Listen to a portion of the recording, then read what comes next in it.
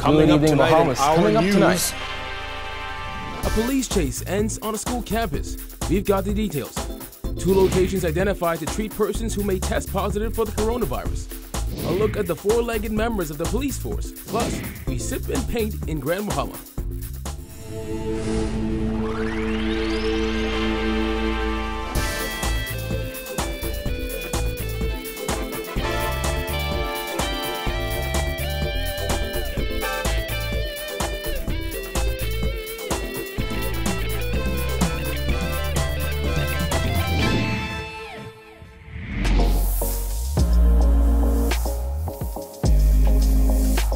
Our news is brought to you by Alive. Welcome to Our News and thanks for joining us. I'm Kyle Joaquin. Top of news tonight. 2 public high schools on Robinson Road were placed on lockdown this afternoon following a high-speed police chase that ended with a shootout between police officers and 2 suspects. The incident sparked fear and outrage among some parents who demanded that their children be released. Berthany McDermott has more. They come in the school. They come inside the school. It was this video that made the rounds on social media that sparked fear and outrage among parents. Niggas come inside.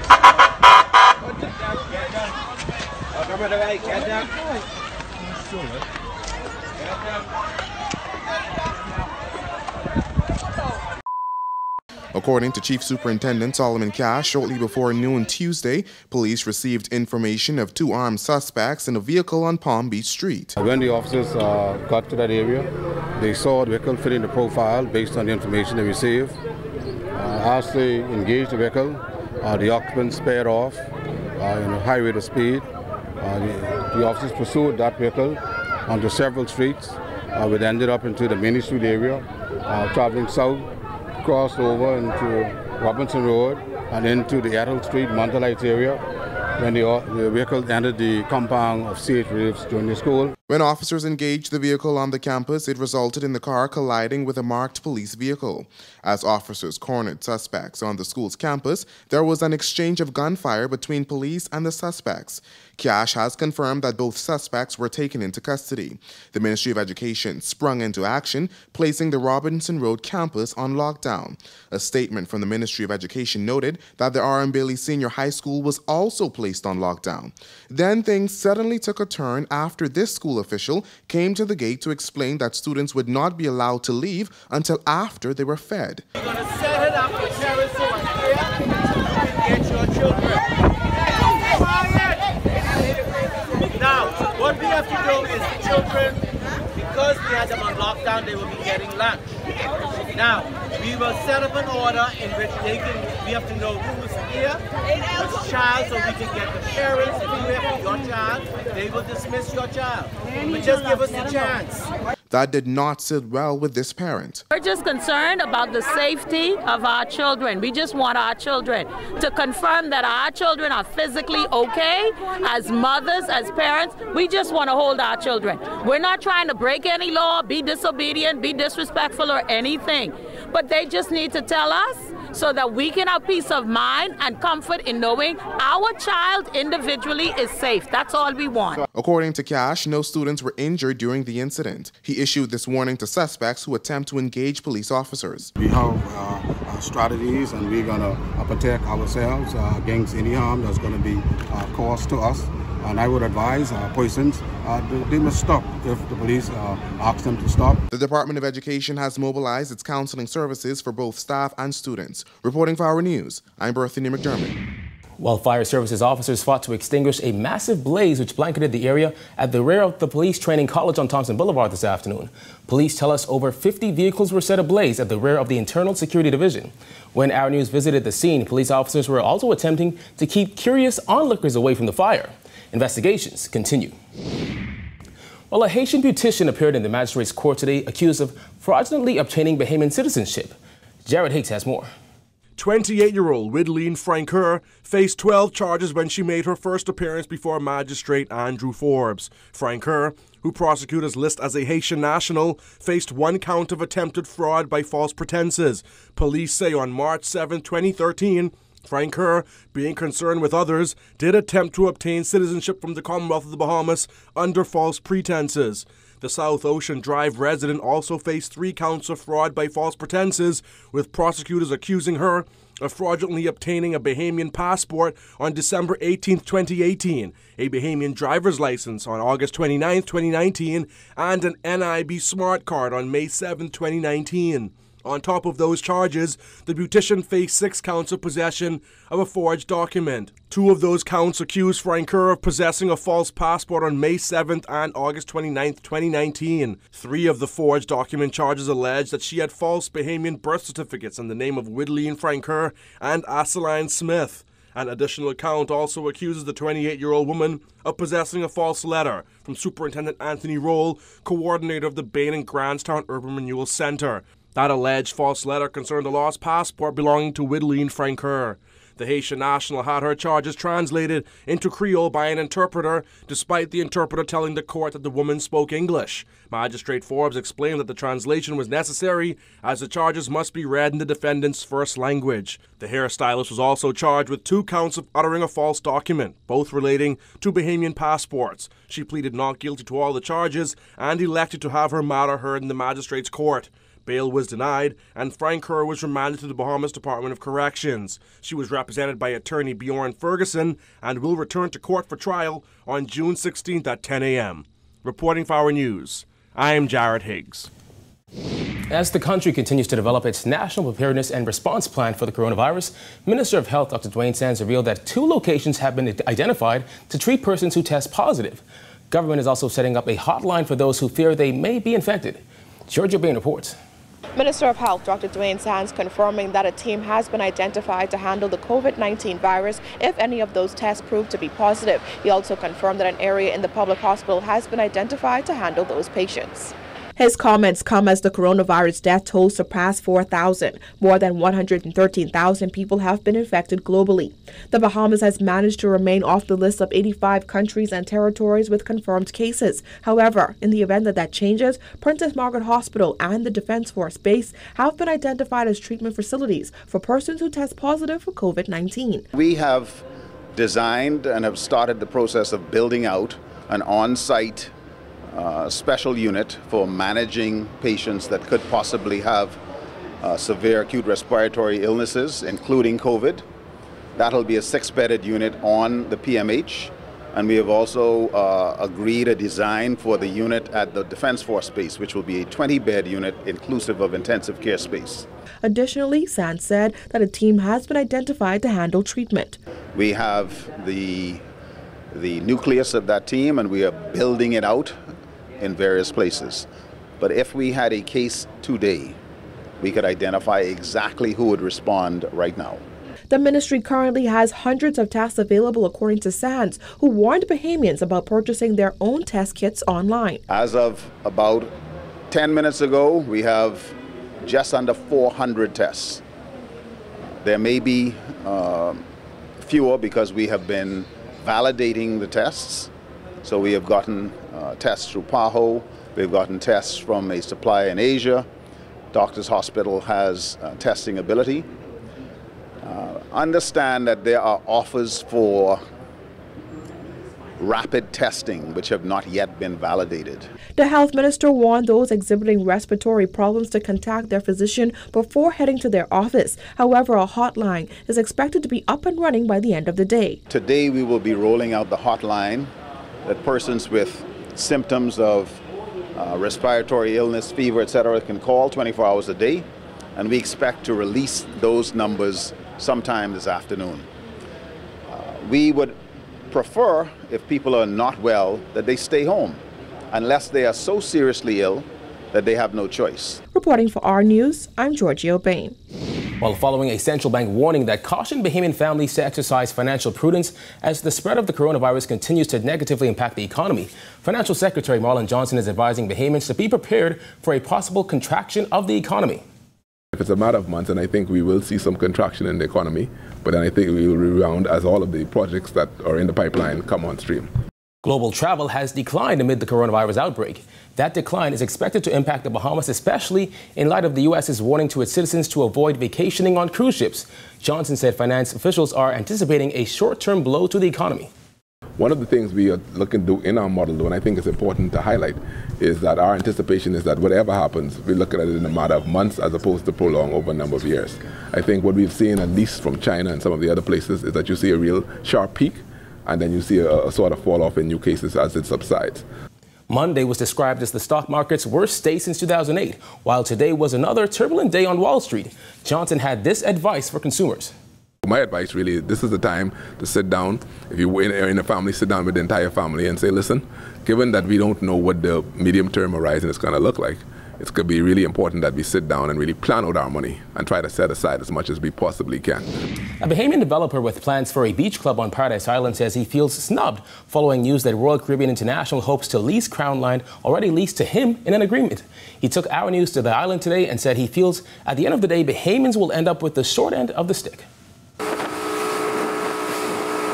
RCL said that they were going to meet yesterday and discuss their options, and I'm asking them to, please consider all the options, including not encroaching onto this parcel of land where the government has already given me a lease for, and I've accepted it. Toby Smith is the proprietor of the Paradise Island Lighthouse and Beach Club, planned for the western end of Paradise Island. For years, he's had his sights set on creating an environmentally friendly beach club centered on the historic Paradise Island Lighthouse. But a question mark was recently put to his project after Crown Land he says was leased to him in an agreement is now set to be leased to Royal Caribbean instead. This is private land over here, so I've got no problem. If they want to buy the private land, that's down on them. But as far as the Crown Land is concerned, what they're doing is what they were applying for is what the government has already offered to me, and I've accepted in the form of a Crown Land lease. Royal Caribbean President Michael Bailey said his company is planning a $50 million attraction called Royal Beach Club, slated to open in late 2022, with a critical component of the attraction being beachfront property at Colonial Beach, of which 17 acres is Crown Land. RCI is eyeing 10 acres of the land. Unfortunately, over here, there is no natural breakwater, so those waves continue on, and the only time that they break is actually up on the beach, which erodes away the beach, and it makes it an inferior part of the beach. And I'm just asking kindly to honor the agreement that we have in place amongst gentlemen, that Bahamians should be first, and I want to be first. Smith's project, he said, is pegged at $2 million, but at no cost to the government.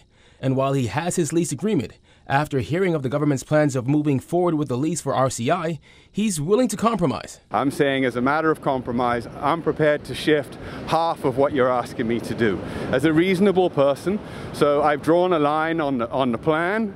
Proverbially, I've drawn a line in the sand, and I presented that to them last week, and I haven't heard back from them in a positive way as yet. PLP leader Philip Davis has already said if elected, a PLP government would cancel the deal.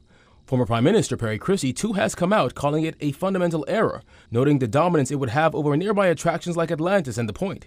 Smith says, to be fair, it could be a blessing and a curse. Atlantis has been here and given back to the Bahamas for years and years and invested in their water park, and essentially it's looking to snatch up all of that business that's coming from RCL ship to say, let's come over here and be treated like royalty. So Bahamians are going to have to take a step back while royalty does its thing, and we're going to be marginalized, and Bahamians aren't going to be able to, access that unless they're actually on the cruise. Still to come, who let the dogs out? We venture inside the K9 unit. Stay tuned.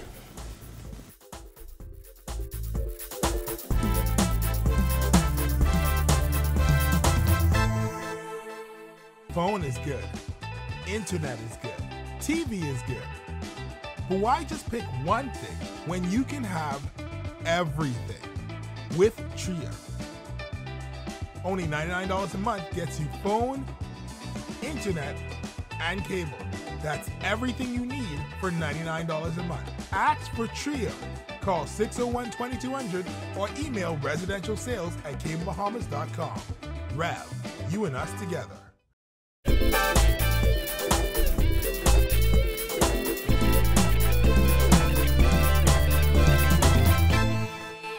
You're watching Our News. Welcome back. For decades, police dogs have played a major role in the fight against crime. From sniffing out drugs to taking down suspects, their job is one of the most dangerous on the Royal Bahamas Police Force. In this report, our Jasmine Brown gets a first-hand look at the K9 unit. From the chase, the commands, police, show me your hands, hands. Show me your hands. Driver, step out of the vehicle. To the takedown.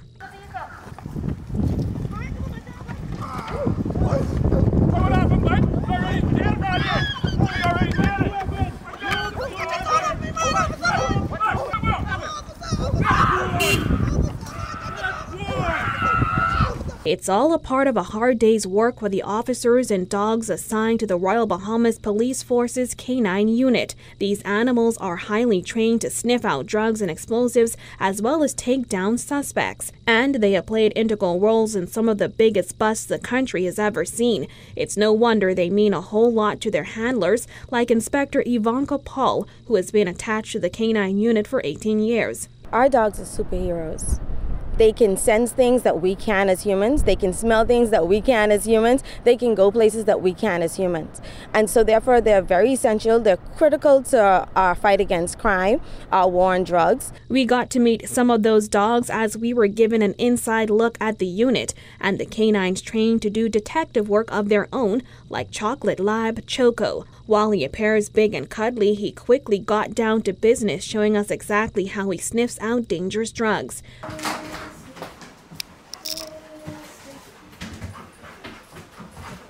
Officers attached to the unit say it's the dog's tireless work that help keep the country safe. It's a privilege to be in the K9. It's a privilege working with all the officers and working with all other areas in the law enforcement.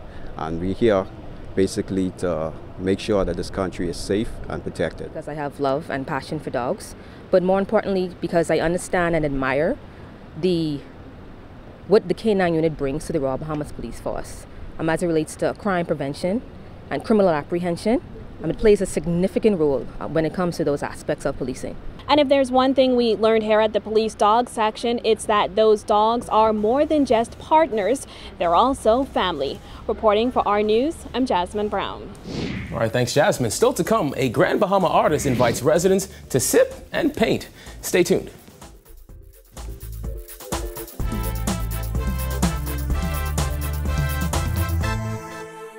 Phone is good. Internet is good. TV is good. But why just pick one thing when you can have everything with Tria? Only $99 a month gets you phone, internet, and cable. That's everything you need for $99 a month. Ask for Tria. Call 601-2200 or email residentialsales@cablebahamas.com. Rev, you and us together.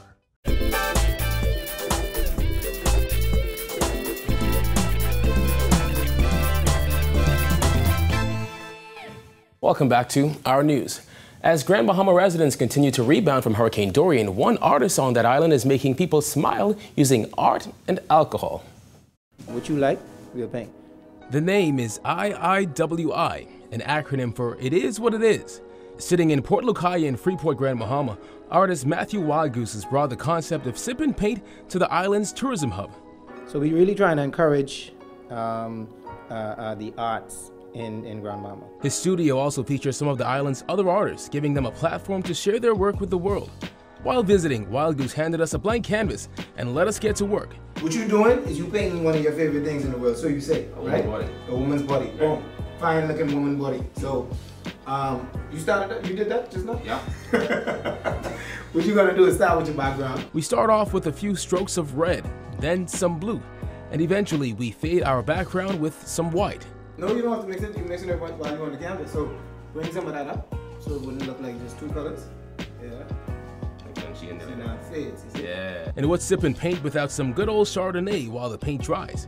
Throughout the studio, there's a whole lot of art, from more creative pieces like this one of rapper Rick Ross to Bahamian legends. You're gonna give it some dimension, right?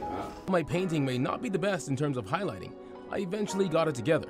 We do a little white there. We do a little white around the belly part. Just outline it. Here? Mm-hmm. Yeah, straight down, straight down, straight. Okay. W. Boom!